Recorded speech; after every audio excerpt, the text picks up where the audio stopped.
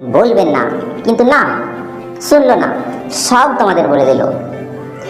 मेरा क्या, मैं तो यहाँ पर सिर्फ दोस्ती निभाने এটা হচ্ছে একটা সমকোণী চৌকোণ বা আয়তঘন, বা ইংরেজিতে কি বলা হয়, রেক্টেঙ্গুলার প্যারালেলোগ্রাম। এই যে সমকোণী চৌকোণ, তার দৈর্ঘ্য a একক, প্রস্থ b একক আর উচ্চতা c একক।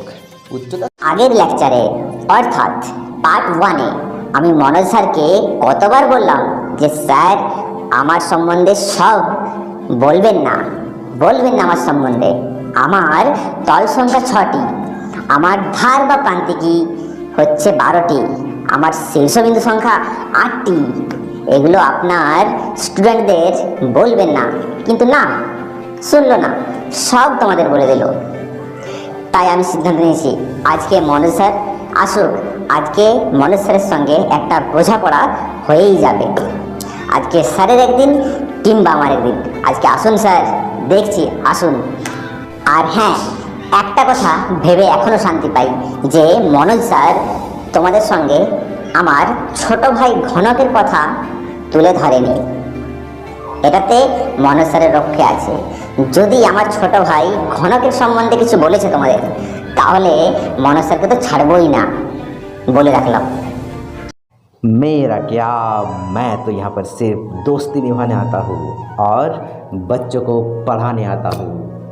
मेरा किसी से कोई गिला नहीं, कोई शिकवा नहीं। একটু আগে তোমাদের কাছে ইট এসেছিলেন, তাই না? সে তো ধমক দিয়েও গেছে যে আজকে নাকি আমার একদিন, নাকি ওর একদিন। বাট নো চিন্তা, নো ডর, নো ভয়, আমি ফুল প্রটেক্টেড। আমি প্রটেক্ট নিয়ে চলে এসেছি। আসুন ভাইয়াজি, ইটকে বলে দাও, no problem, I am here. Everyone, welcome back to sweet sweet प्यार से पैसा एमजे मैथमेटिक्स एकेडमी। तो सबाई केमन आछो? आशा करी भालो, आमिও ভালো আছি। তো একটা মজার কথা বলবো নাকি, একটা ফুর্তির কথা। আমি ইটের সঙ্গেও দোস্তি বানিয়ে ফেলেছি। ये दोस्ती हम नहीं तोड़ेंगे, इसलिए फिर से आया हूँ। আমি আগের দিন বলেছিলাম যে একটি ইটের অর্থাৎ একটি সমকোণী চৌকোণ বা আয়তঘনের 6টি তল, 12টি ধার বা প্রান্তিকী আর 8টি শীর্ষবিন্দু। আজকে বলবো এই ইটের এই অর্থাৎ সমকোণী চৌকোণ বা আয়তঘনের কর্ণের সংখ্যা। আয়তঘনের কর্ণের সংখ্যা হয় 4টি। কর্ণ কীভাবে নির্ণয় করতে হয় সেটা সূত্র বোর্ডে বলবো, তার আগে একটু বলে দিই কর্ণ কীভাবে 4টি হচ্ছে। দেখো, এটা একটা ইট বা সমকোণী চৌকোণ বা আয়তঘন। এই যে এটার ভূমি বলেছিলাম যে যে তলের উপর সমকোণী চৌকোণটি বা আয়তঘনটি বা ইটটি দাঁড়িয়ে থাকে সেটা হচ্ছে তার ভূমি। তাহলে ভূমির 4টি শীর্ষবিন্দু, 1টি, 2টি, 3টি, 4টি। এই 4টি শীর্ষবিন্দু থেকে তার ঠিক বিপরীত দিকে যে শীর্ষবিন্দুটা আছে, অর্থাৎ দেখো এই যে শীর্ষবিন্দু এখানে, তার বিপরীত দিকে, একদম বিপরীতে কোথায় হবে, এটা হবে কিন্তু এটা একটা ঘরের কোণা থেকে আর একটা কোণা, সেই রকম একটা ইটের একটা বিন্দু, সেইখান থেকে বিপরীত শীর্ষবিন্দু এটা, কিন্তু এটার শীর্ষবিন্দু হচ্ছে এটা, বিপরীতটা। তাহলে এইটার জন্যে একটা কর্ণ পাওয়া যাবে, এই শীর্ষবিন্দুর জন্য একটা কর্ণ পাওয়া যাবে, আর এই শীর্ষবিন্দুর জন্য একটা, আর এই শীর্ষবিন্দুর জন্য একটা কর্ণ পাওয়া যাবে। ওকে, অর্থাৎ একটি সমকোণী চৌকোণ বা আয়তঘনের কর্ণের সংখ্যা হচ্ছে 4টি। ওকে, আর হ্যাঁ, আজকে এটাও বলবো যে এই সমকোণী চৌকোণ অর্থাৎ ইটের ভাই, ছোট ভাই ঘনক, তার সম্বন্ধে ডিটেলসে বলবো। ওয়েট, একটি সমকোণী চৌকোণের ছোট ভাই ঘনকের কী কী বৈশিষ্ট্য সেটা একটু বলে দিই। একটি সমকোণী চৌকোণে কী কী থাকে, দৈর্ঘ্য, প্রস্থ আর উচ্চতা থাকে, ঠিক না? যদি এমন কখনো কেস ঘটে যে একটি সমকোণী চৌকোণের দৈর্ঘ্য, প্রস্থ, উচ্চতা 3টাই সমান হয়ে যায়, ভাই এমন তো হতেই পারে, তাই না? হবে না? হতেও পারে। তাহলে একটি সমকোণী চৌকোণের যদি দৈর্ঘ্য, প্রস্থ, উচ্চতা 3টাই সমান, তখন ওটা ঘনক হয়ে যায়। বোঝা গেছে? তার মানে একটি ঘনকের দৈর্ঘ্য, প্রস্থ, উচ্চতা সব সমান। ওকে, তাহলে কী বলবো, যে ঘনবস্তুর দৈর্ঘ্য, প্রস্থ, উচ্চতা কিংবা যে সমকোণী চৌকোণের দৈর্ঘ্য, প্রস্থ, উচ্চতা প্রত্যেকটি সমান, তাকেই বলা হয় ঘনক। ওকে।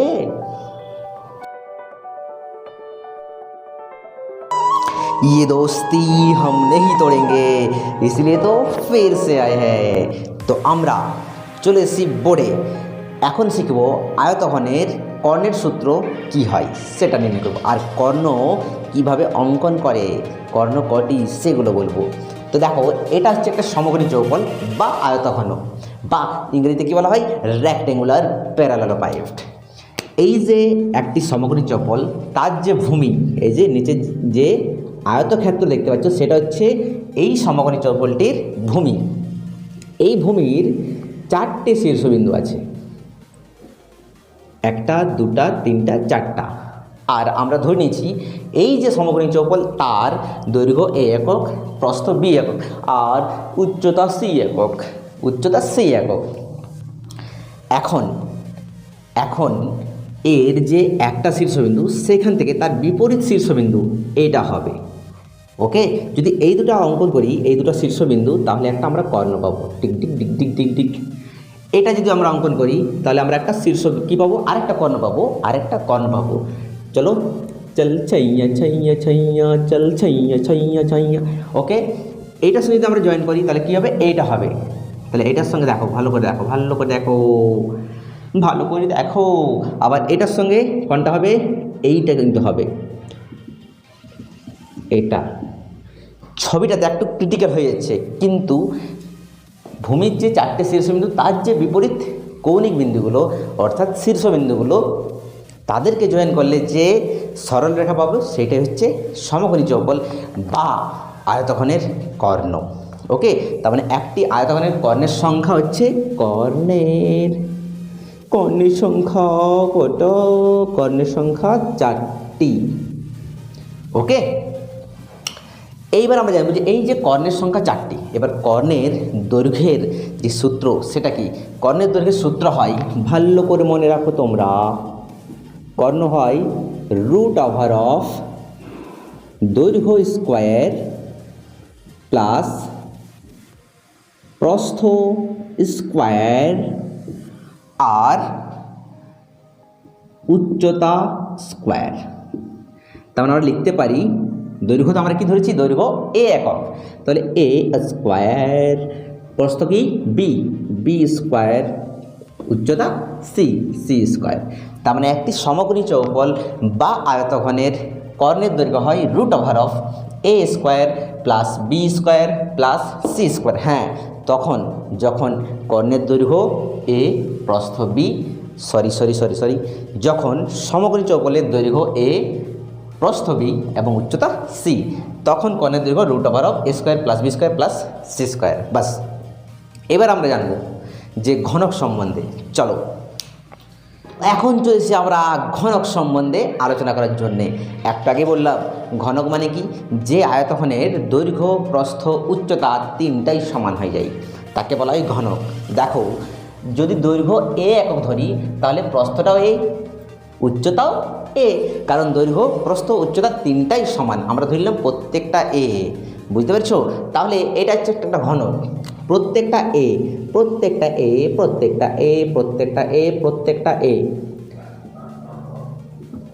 দৈর্ঘ্য, প্রস্থ, উচ্চতা সব সমান। তাহলে এই যে ঘনক, ঘনকের জানবো, ঘনকের আয়তঘনের মতো ঘনকের সব কিছু সমান। তল সংখ্যা 6টি, শীর্ষবিন্দু সংখ্যা 8টি, ধার বা প্রান্তিকী 12টি, আর একটু সূত্রগুলো আলাদা আছে। দেখো, আমরা ওইখানে জেনেছিলাম যে সমকোণী চৌকোণ বা আয়তঘনের সমগ্র তলের ক্ষেত্রফল, আমি একটু শর্ট ফর্মে লিখলাম। সূত্র আমাদের কী ছিল, সমকোণী চৌকোণের 2 ইন্টু দৈর্ঘ্য ইন্টু প্রস্থ প্লাস প্রস্থ ইন্টু উচ্চতা প্লাস উচ্চতা ইন্টু দৈর্ঘ্য।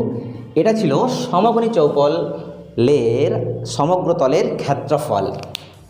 কিন্তু যদি এটা ঘনক করে দিই, ঘনকের সমগ্র তলের ক্ষেত্রফল কী হবে, তব 2 ইন্টু দৈর্ঘ্যের জায়গায় কত হবে, a, ইন্টু প্রস্থের জায়গাও হবে a, প্লাস প্রস্থ a ইন্টু উচ্চতা a, প্লাস উচ্চতা a ইন্টু দৈর্ঘ্য তো a।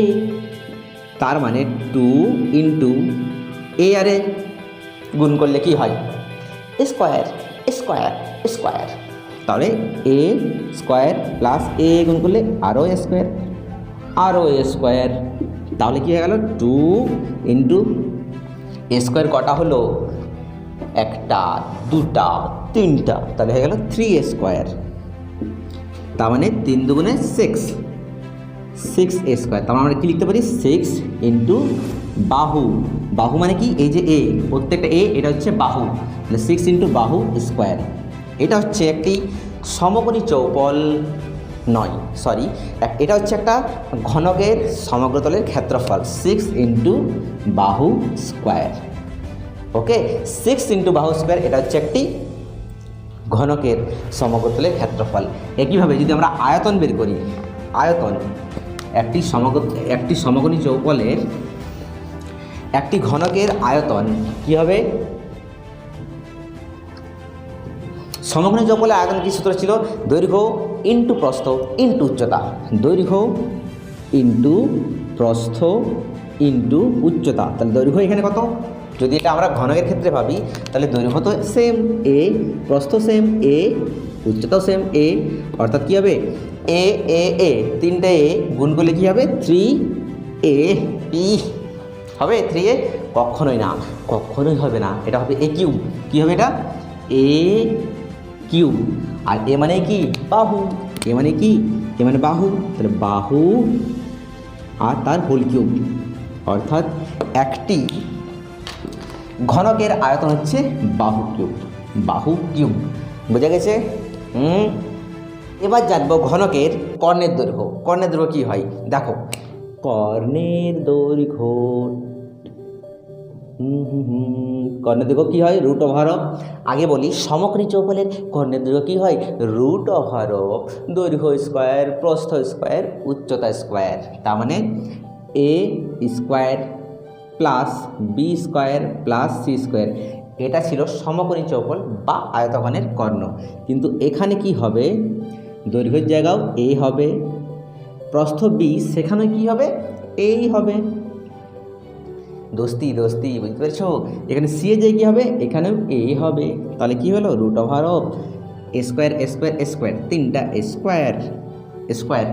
এইবার বলি এই যে রুটের ভিতরে স্কোয়ার অর্থাৎ এ দুটো আছে, তার জন্য কী হবে একটা এ বাইরে এসে যাবে এ, কিন্তু 3-এর তো কোনো ভঙ্গি মানে 3 কী হবে 3-এর বর্গমূল হয় না, তার জন্য 3 ভেতরেই থাকে যাবে, তার মানে কী হলো কর্ণের দৈর্ঘ্যের সূত্র কী হলো, একটা ঘনকের কর্ণের দৈর্ঘ্য সূত্র হয় বাহু,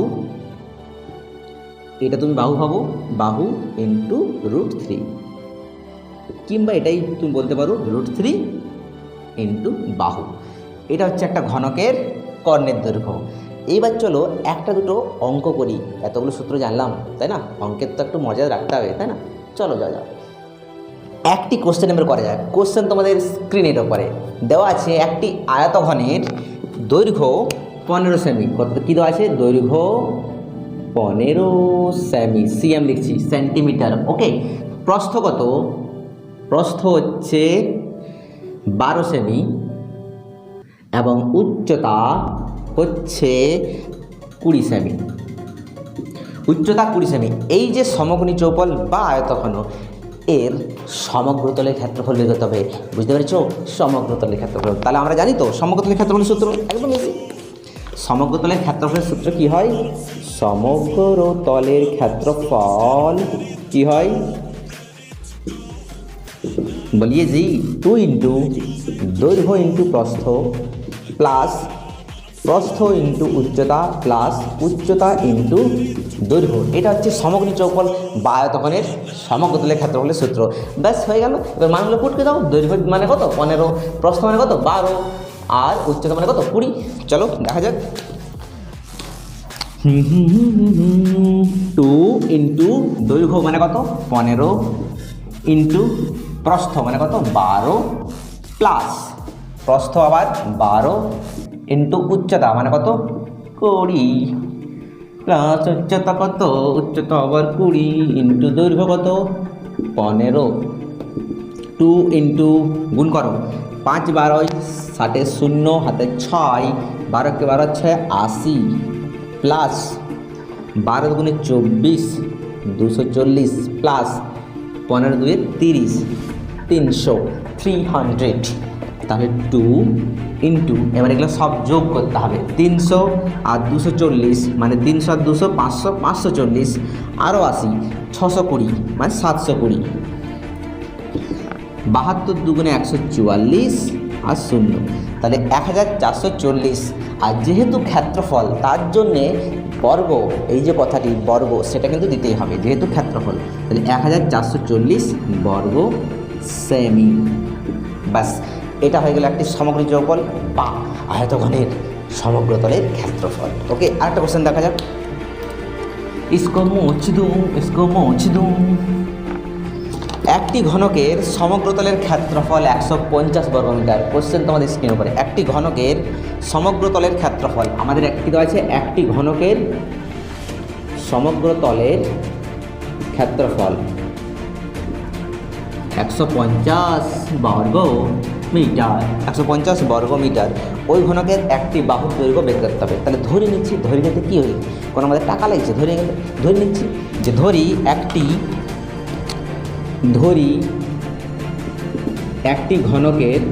ঘনকের বাহু এ মিটার। আচ্ছা এটা কিন্তু ধ্যান রাখতে হবে যে এ মিটার লিখবো নাকি এ সেমি লিখবো। এইখানে যেটা থাকবে বর্গ মিটার আছে তাই আমরা কী করতে হবে মিটার লিখতে হবে। ঘনকের বাহু এ মিটার তাহলে সমগ্রতলের ক্ষেত্রফলের সূত্র কী হয় সমগ্রতলের ক্ষেত্রফল 6 ইন্টু বাহু স্কোয়ার। এখনই জানলাম তাহলে বাহু মানে কত এ তার জন্য 6 ইন্টু এ স্কোয়ার। তাহলে এইটা হয়ে গেল সমগ্রতলের ক্ষেত্রফল 6 এ স্কোয়ার। আর এইটা মানে তো আমাদের কী বলেছি দেওয়া আছে সমগ্রতলের ক্ষেত্রফল 150। তাহলে শর্তানুসারে 6 এ স্কোয়ার সমান 150 বা এ স্কোয়ার সমান 150 বাই 6 নিচে आ गया কাটারি করো 6 के 6 সরি 6 দুগুণে 12 3 5 6 30 এ স্কোয়ার সমান 25। তাহলে এ সমান কত হবে √25 প্লাস মাইনাস কিন্তু দিতে হয় যখনই তুমি স্কোয়ার তুলে দেবে এটিতে রুট হবে আর প্লাস মাইনাস দেবে কারণ কি এ সমান প্লাস মাইনাস 25 বর্গমূল 5 25 বর্গমূল 5। তাহলে এখানে এর মান একটা +5 একটা -5। এ মানে কি আমাদের ঘনকের বাহুর দৈর্ঘ্য। তাহলে বাহুর দৈর্ঘ্য কোনোদিন শুনেছ যে বাহুর দৈর্ঘ্য মাইনাস হয় ঋণাত্মক হয় শুনেছো কোনোদিন শুনো নি তাই ঋণাত্মক হবে না। তাহলে এ সমান -5 অগ্রাহ্য একে আমরা গ্রাহ্যই করবো না অগ্রাহ্য। তার মানে এ সমান হয়ে গেল আমাদের 5 অর্থাৎ কি একটি ঘনকের বাহুর দৈর্ঘ্য বেরিয়ে গেল 5 মিটার। এককটা কে দেবে এককটা 5 মিটার। বাস খতম। তাহলে এবার দেখা হচ্ছে কোথায় নেক্সট ভিডিওতে। ওকে ততক্ষণ পর্যন্ত বাই বাই।